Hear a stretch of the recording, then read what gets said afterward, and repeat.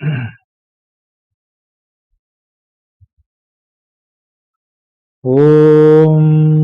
सहनाववतु सहनौ भुनक्तु सह वीर्यं करवावहै तेजस्विनावधीतमस्तु मा विद्विषावहै।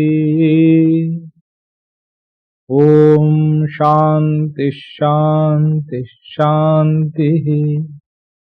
हरिः ॐ। पार्थाय प्रतिबोधितां भगवता नारायणेन स्वयं व्यासेन ग्रथितां पुराणमुनिना मध्ये महाभारतम्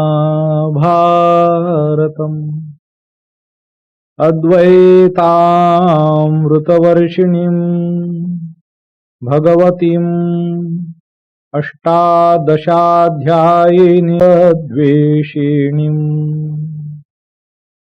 वसुदेवसुतं देवं कंसचाणूरमर्दनं देवकी परमानन्दं कृष्णं वन्दे जगद्गुरुम्। मूकं करोति वाचालं पङ्गुं लङ्घयते गिरिं यत्कृपातमहं वन्दे परमानन्दमाधवम्।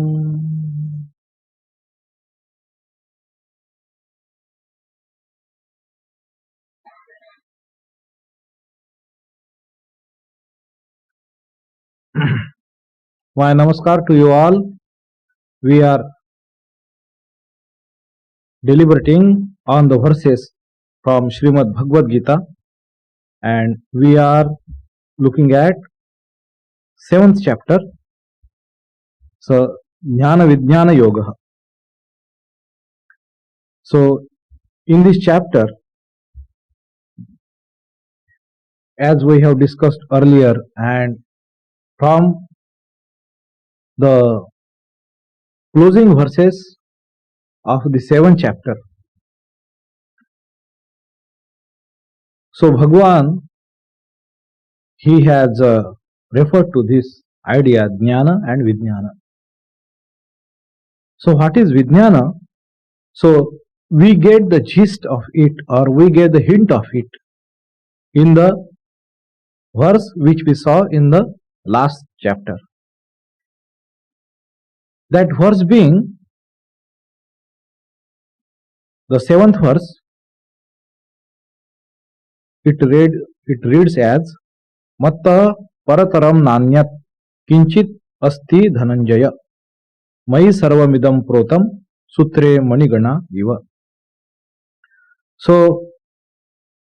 this is what Bhagwan said, and looking at these verses,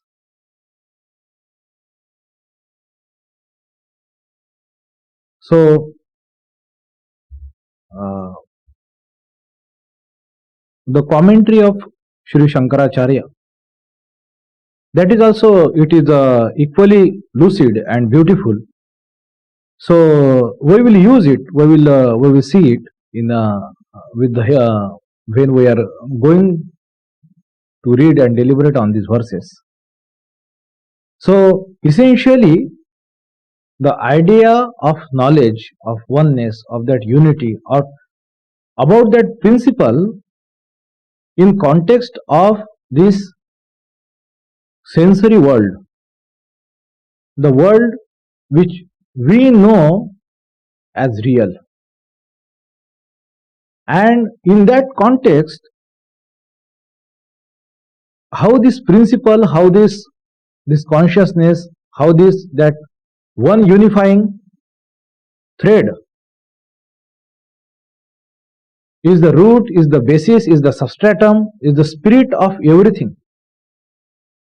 Essentially, that is the idea that knowledge, that everything is Brahman, and but what happens?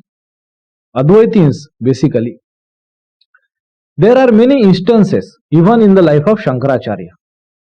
And I will also give one example from the life of Sri Ramakrishna. Swami Vivekanandaji's some very strong remarks in this context.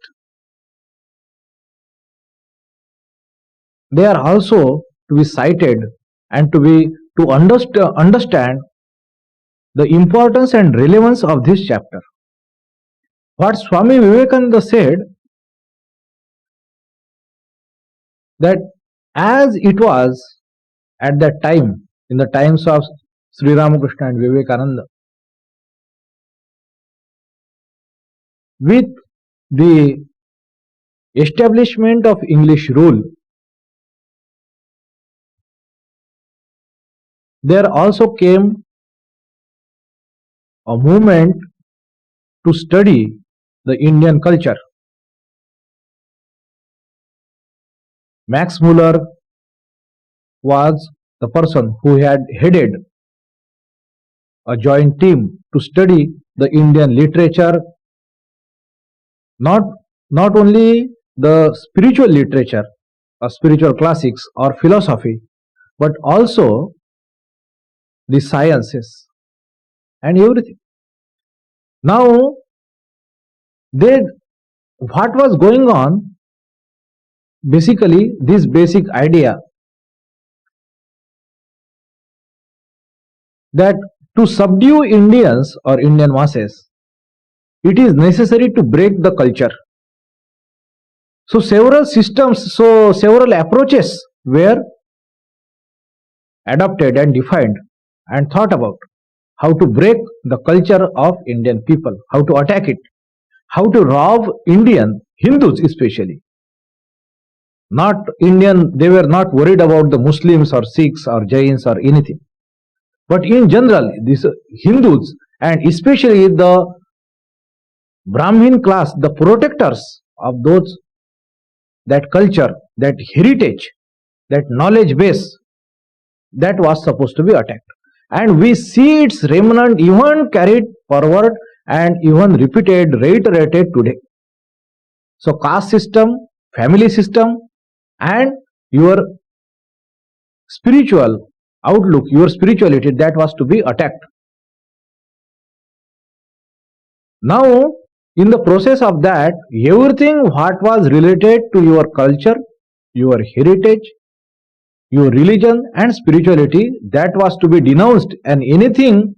So, the person who want to sit and mix with the Westerners, so-called established ruling class and so-called self-declared civilized section of the then society, one has to alienate himself from whatever called the Hindu or Indian. Now, so religion, this was widely propagated. Why I brought this topic? So to understand the work of Vivekananda and Sri Ramakrishna, this we have to take into consideration the context where they were born in, and that's why what was the challenge and what was their work. So this was widely propagated that religion is the cause of the downfall of India. And comes the Swami Vivekananda and he says that religion is not the cause of the downfall of India, but the absence of its practice. Absence of the practice of true religion, understanding of true religion and its practice. Swamiji says, the very land in which this Vedanta was born, and in the same land it was the most misunderstood, contorted and abused. It was not practiced.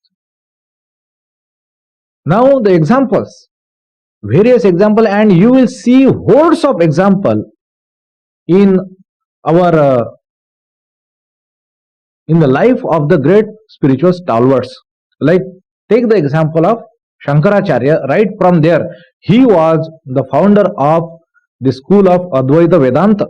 Now there is one incidence that in Varanasi, he is after his Ganga Snan, he is traveling, and there one Chandala with his 4 dogs, having them leashed, he is controlling, and somehow he was in the way, and immediately, due to the very orthodox samskaras, impressions, the as was the custom, as was the belief of the purity, etc.,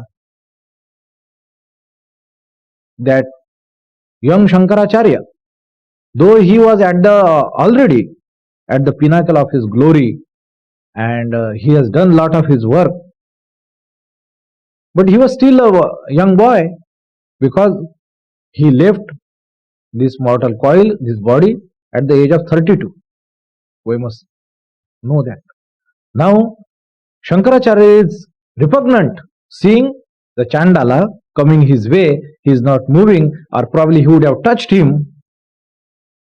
And to understand that that person is unholy, and he is just coming after the bath, etc. Now there is argument and debate and exchange of ideas, and that Chandala, as it comes out to be, is the Sakshat Shiva. Those 4 dogs are the Vedas, etc. And then he removes this bit of impediment to the knowledge that nothing is pure and nothing is impure, and Shankaracharya moves away from it, he accepts. So it starts with, it's all the time the idea of purity, idea of knowledge at one side, and its contorted practice on the other. In the life of Sri Ramakrishna, another example I give. So there is Totapuri, under whose guidance Sri Ramakrishna attained Nirvikalpa Samadhi just within 3 days. Totapuri is his guru. He is to understand the fire as very sacred. At one day in the evening, so they have lit that dhuni, and they both are sitting near it and conversing on the topics of the Vedanta, the very abstruse, very complex, subtle ideas of Vedanta. They are discussing, Guru and Shishya. So Sri Ramakrishna and Totapuri. So there comes one fellow who is probably of the lower caste, maybe this sweeper or something like that. And what does he do? He, do not understand the meaning of what is the importance of that sacred fire of the Naga sadhus, and he asks him a amber, a live charcoal from that fire for his chilam. So Totapuri is aghast. He is angry and is with fury that what an idiot and what a shameless fellow, how dare he ask the amber from the sacred fire to light up his chilam for his smoke. And then Sri Ramakrishna starts laughing, and he says, now itself you were talking about the oneness, and this moment you see that person as lowly, and for his you are talking so bad about him. You see him such in a poor light. Where is your idea of Brahman, of oneness, of God manifesting everywhere, etc.? Now this idea that Brahman, its oneness, is in the Samadhi state, in the Paramarthic state, in the highest state, that principle though everywhere present. And at the same time, this differentiation is an illusion. This is unreal. So only the oneness lies in the reality, not in this illusion. So one way may behave. There came one fellow.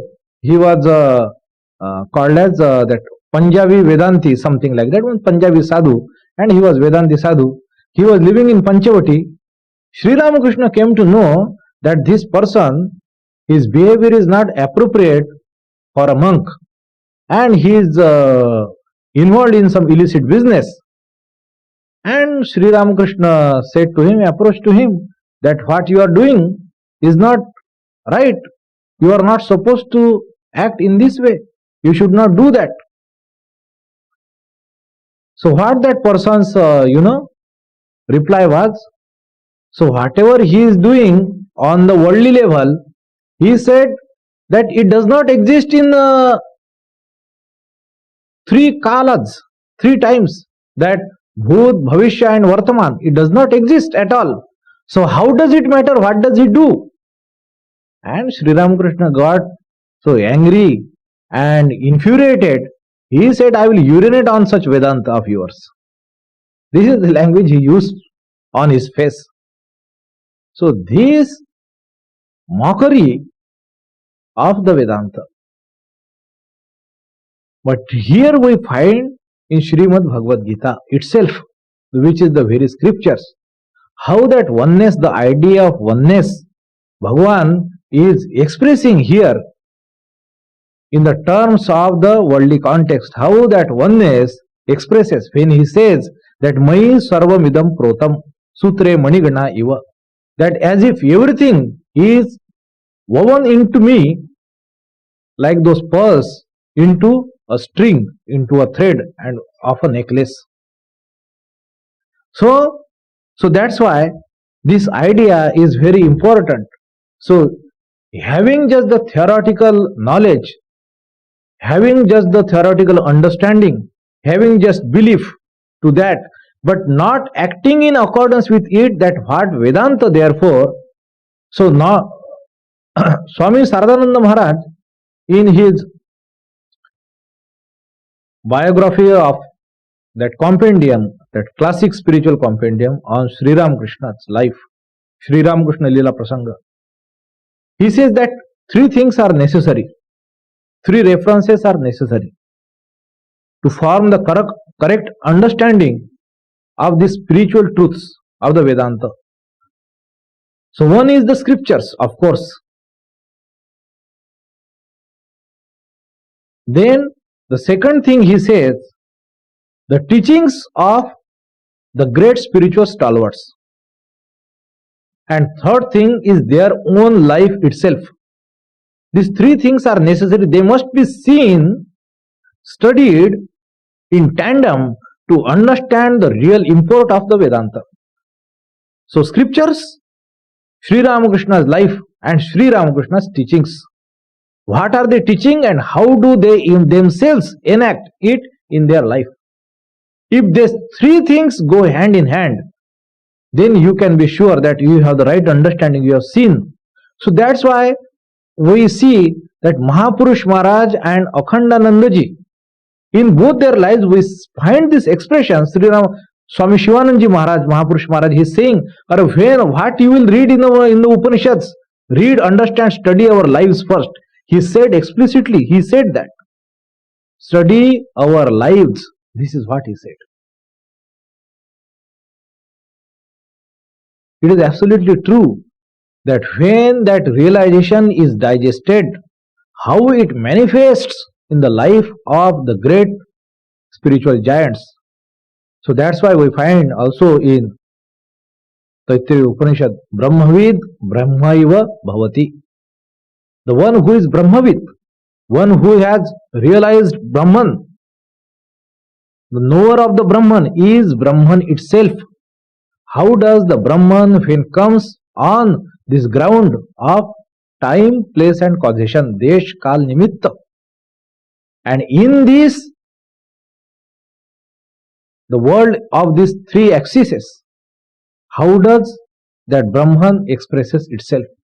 So this is Vijnana. This is Vijnana. When that knowledge digested and lived by, that is Vijnana. That is to be seen in the lives of the spiritual giants. One who realizes them and who lives by them, that is Vijnana. That is the wisdom. So here, that's why this 7th chapter onwards until 11th chapter, we see this idea Bhagwan is expressing in various ways. The essence of Brahman, the essence of that spirit, essence of that,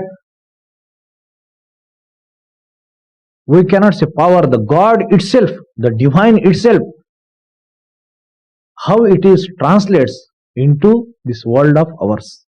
So we saw that the 8th verse, he says, Rasoham apsu Kaunteya. O Kaunteya, I am the rasa of the water, in water. So Gambhiranandji Maharaj, he translates rasa as the taste of the water. That I am rasa, the taste, which is the essence of the water. The water itself, how does it taste? The essence of water, this he uses. And Shankaracharya, his commentary, so he uses this word, essence is saraha. He says, rasa aham apam, ya rasa apam is in water. Ya, what is the essence of water? I am that. Sa rasaha. Tasmin rasabhute mai apaha prota ityartha. Those pearls, as they are strung woven over the string, mai sarvamidam protam. So Shankaracharya is continuously using that. So in that sense he says, mai, in me, so that apaha, in that way, that water is the pearl here, and the mai, that God, is the essence, that thread, it is woven over it. Idea is so everything of its essence, the common essence of everything, of all great things of this world, it is that divine. So Shankaracharya further says, evam sarvatra yatha aham apsurasah evam prabha asmi shashi suryayo. So in Shashi and Surya, in moon and sun, I am the effulgence of it. Pranavaha Omkara Sarva Vedeshu, that in all Vedas I am the Omkara. Tasmin Pranava Bhute Mai Sarve Veda Protaha. So like that way, they are as if again woven into me. So Swami Gambhiranandji translates is,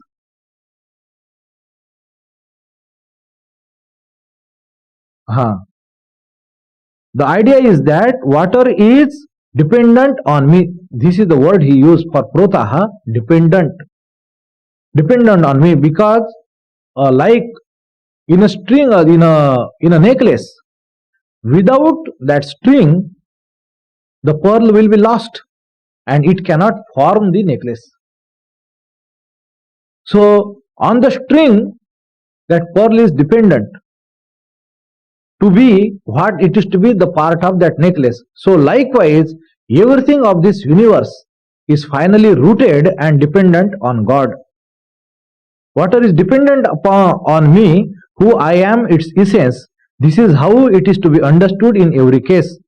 Just as I am the essence of water, similarly I am the effulgence of the moon and the sun. The Om, the letter Om, in all the Vedas are established on me, who am that Om. So also Shabdaha. So here it comes Pranavaha Sarva Vedeshu. This is the meaning of that, which I just read, the translation of Swami Gambhiranandaji Maharaj. And then the last phrase is, which we had left due to the paucity of time, Shabdakhe Paurusham Drushu. So Kha is referred to the Akasha. Kha is referred to the Akasha. Here all these, like Shabda in Akasha, like Paurusham is Paurusham in a man, manliness in man, that I am. So there are several analogies, as if the essence of that rasa in water, and that effulgence with respect to sun and moon, and like pranava in all Vedas. Pranava means that Om, Omkara in all Vedas. So also Shabda in Akasha and manliness in man. Shabda means sound, sound in Akasha. So here with respect to the elements, 5 elements, Pancha Tattva, like Bhumi, Apa, Anala, Vayu, etc. So one of the element is Akasha, and with these elements there are 5 sense objects related to it. So like with the Prithvi there is the object related is Gandha. For air the sense object is Sparsha. For Apa, for water element, the sense object is taste. For Teja or Agni, the sense object is sight. So like that there are 5 sense organs, there are 5 sense objects, and Vishaya, what we call that Vishaya, and there are 5 elements. So in this way we have 5 sense organs. These 5 sense organs have the 5 sense objects of taste, smell, etc. So one of the thing is what we hear with our sense organ ear. So sense object is Shabda or sound.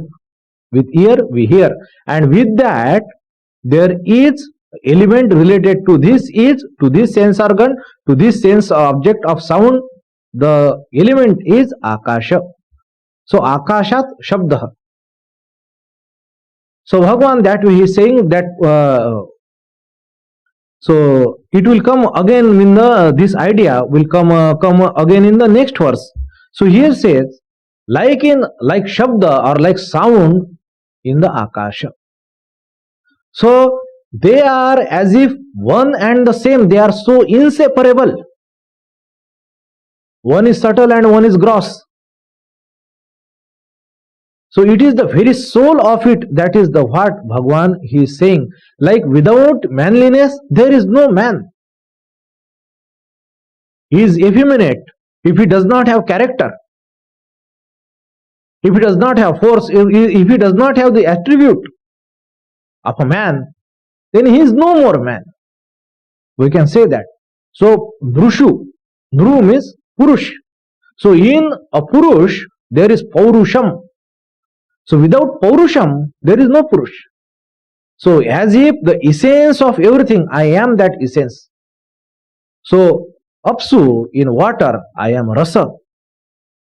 Like effulgence in sun and moon. Without effulgence, what is the sun and moon? Like Omkara of all Vedas, Omkara is as if representing the Brahman itself. It is very essence of the Vedas, very essence of the Vedas. Pranava sarva Vedeshu, of all Vedas, as if the Pranav, and like sound related to Akasha, and like Paurusham of a man. So manliness of man. So these several relations he is showing that what am I to this whole creation? I am the very essence, very soul, the very origin of it. I am spread in everything. Without me there is nothing. That is the idea. So can we imagine water without the essence of water? So it is impossible to imagine. See, if it is the water, then it is that sapidity, rasa. It is the very nature of it. It is always there. So also these ideas. So without effulgence we cannot imagine the sun and moon. So this idea is taken forward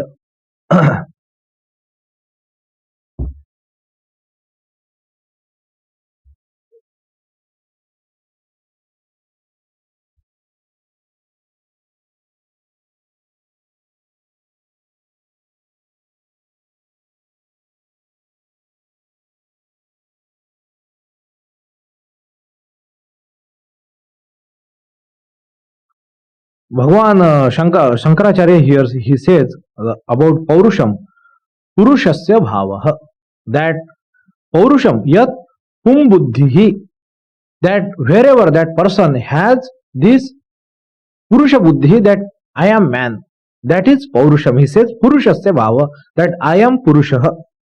So this, without that a man cannot be without the sense of it. That is the idea. Now in the next verse, again then now different elements are taken, like Prithvi, Teja, etc. Now he carries forward that idea. He says, Punyo Gandha Prithvivyamcha Tejaschasmi Vibhavasau Jivanam Sarvabhuteshu Tapaschasmi Tapasvishu. So he says, Bhagwan, so he says, I am also the sweet fragrance of the earth. I am the brilliance in the fire and the life in all beings, and I am the austerity of the ascetics. This is how it is said. So here, so these ideas, this much is very clear to us what is being said in the verse, that I am the sweet fragrance. We know that when there are the first rain and we can very much smell the fragrance of the earth, we might be very used to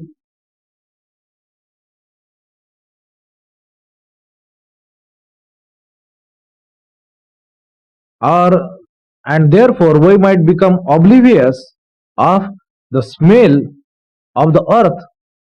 But if you go a pristine and pure environment, and if we are very keen about it,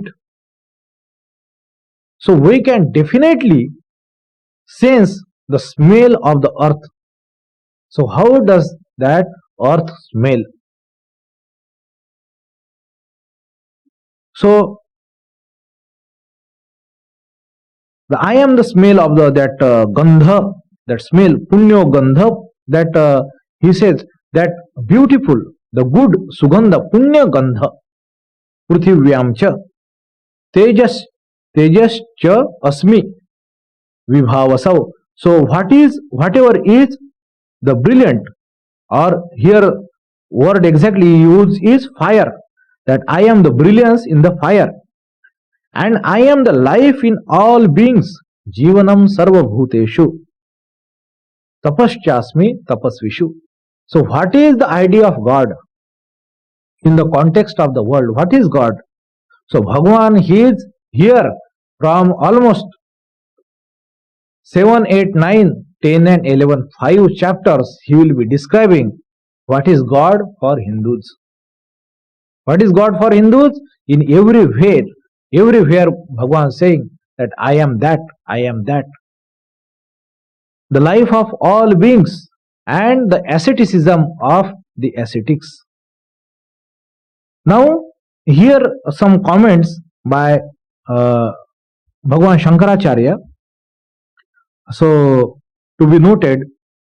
So Shankaracharya says, Punyaha surabhihi gandhaha prithvivyam cha aham tasmin mayi gandhabhute prithvi prota punyatvam gandhasya swabhavata eva prithvivyam darshitam abadishu rasadehe punyatva upalakshanartham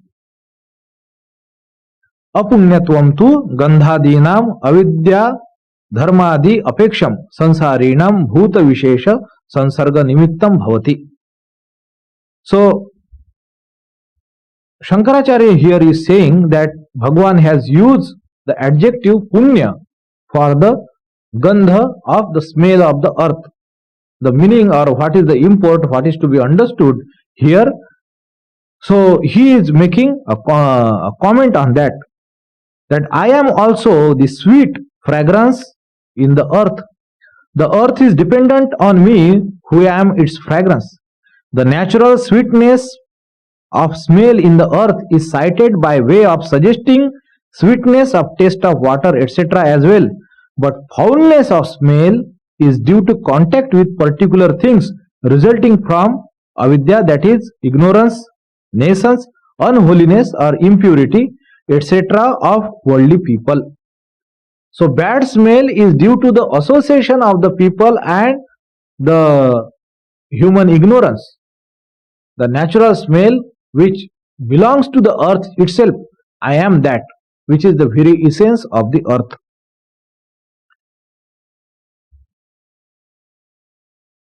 And also I am the brilliance in the fire. So also the life that by which all creatures live.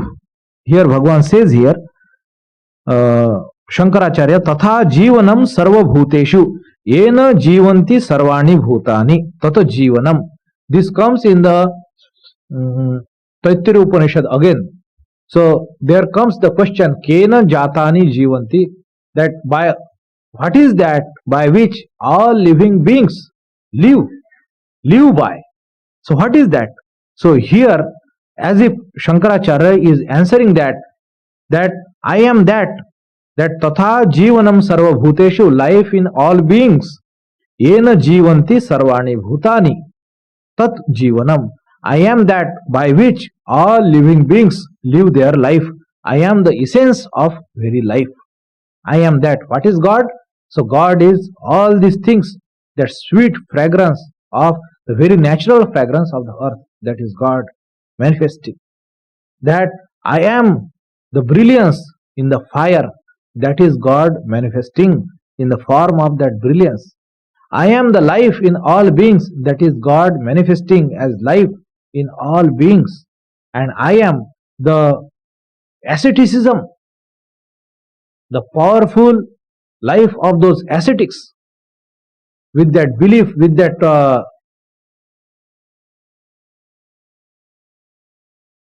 faith, with that conviction, what asceticism they do, their tapascharya they do, the power, the very essence of that all tapascharya, that tapas, I am that.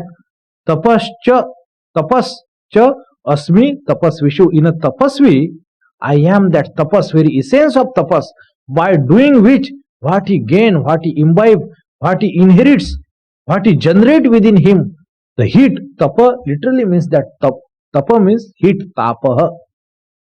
I am that heat. I am that what he practices, what he earns, what he generates within him. That completely cutting off himself, completely focusing on one thing, totally intent upon one thing, directing all his energy on only one thing. With that concentration, he generates that tapas, that heat. I am the essence of it. Without that essence, no tapascharya, no tapas is tapas. That is what Bhagavan is saying. In summarizing this same idea, he goes forward. He says, Bijam mam sarva bhutanam. That for all beings, I am the seed, I am the origin. Bijam mam sarva bhutanam vidhi partha sanatanam. I am the eternal seed for all beings, of everything existing, everything. And again he goes forward. These two ideas is bring, like buddhiman, buddhir buddhimatam asmi. There is an intelligent man or woman, I am the intellect of it. That is the manifestation of the Brahman, the manifestation of the divine, the God. Whatever intelligence he has got, he is the intelligence of the intelligent. He is like Tejas Vinamaham. If somebody is very impactful, very powerful, individual, I am the power and impact of that individual. Tejas Vinamaham. So Swami uses word here courageous or uh, any radiant person, whosoever with the radiant, with the whatsoever virtues. So I am his virtue. Tejas Vinamaham. It is that same manifestation of that Brahman, that consciousness, which is in the root of all, that is what is manifesting in that form, in the form of intelligence, in the form of radiance. It is the seed of all and it is eternal. It is the life of all. It is so in manifesting itself as its essential character of all elements, maybe of fire, maybe Prithvi, maybe water, or maybe Akasha, or anything. So this is what? This is the 10th verse. Bhagavan says, Bijam Mam Sarva Bhutanam.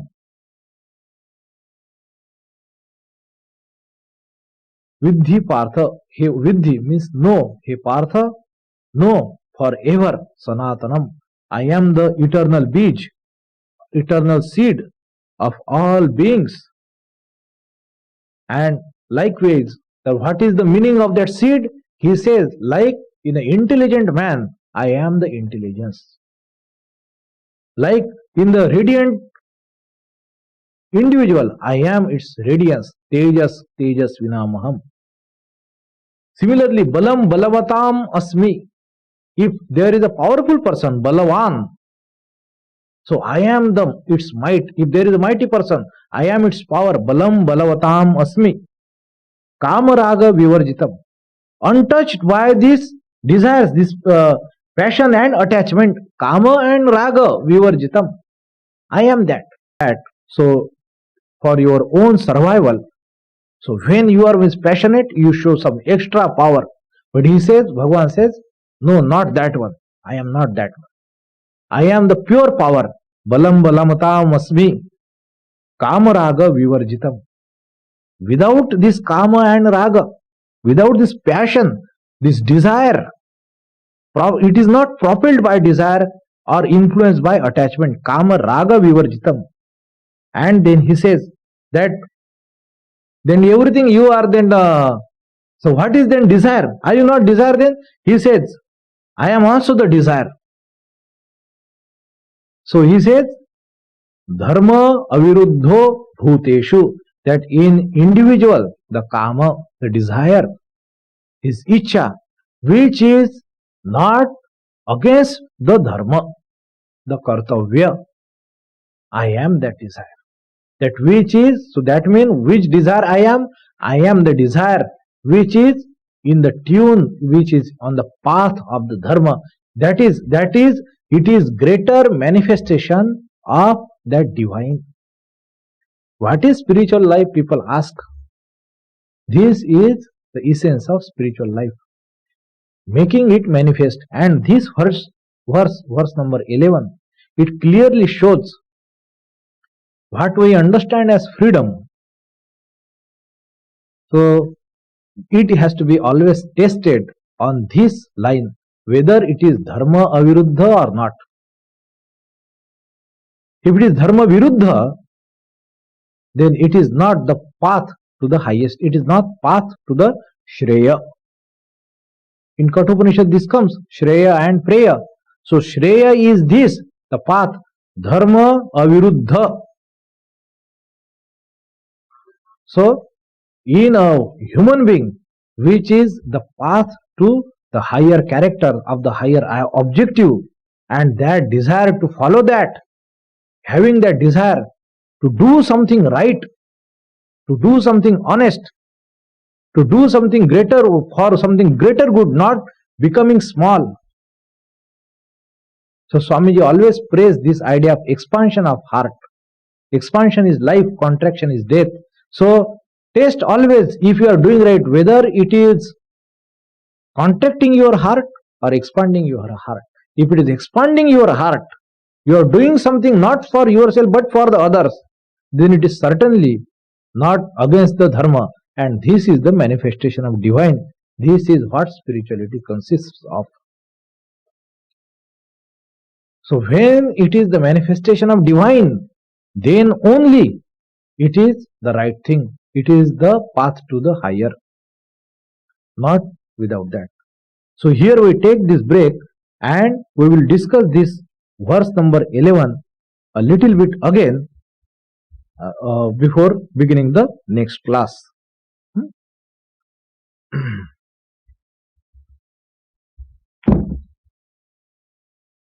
Om Shanti Shanti Shanti Hari Om Tat Sat Shri Ramakrishna Arpanamastu.